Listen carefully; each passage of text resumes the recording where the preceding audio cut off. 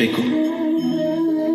ಆಕಾಶದ ಆ ಅಂಚನ್ ಮುಟ್ಬೇಕು. ಯಾವ್ದನ್ ಮುಟ್ಟೋದ್ರ ಬಗ್ಗೆ ಕನ್ಸಲ್ಲೂ ಕೂಡ ಯೋಚಿಸಿಲ್ವೋ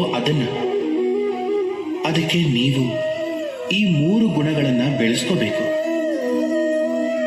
ಮೊದಲನೇದು ನಿಮ್ಮ ಗುರಿಯನ್ನ ಮುಟ್ಟೋ ಛಲ, ಉತ್ಕಟತೆ.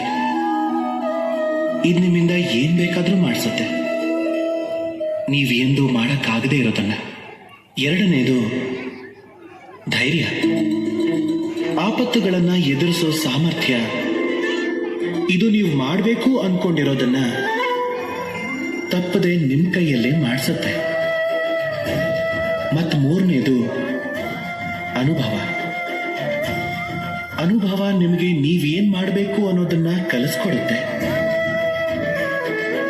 ಅಂದ್ರೆ ಯಾರಿಗೆ ಛಲ, ಧೈರ್ಯ ಮತ್ತು ಅನುಭವ ಈ 3 ಗುಣನೂ ಹಿಡ್ತಕ್ಕೆ ಬರುತ್ತೋ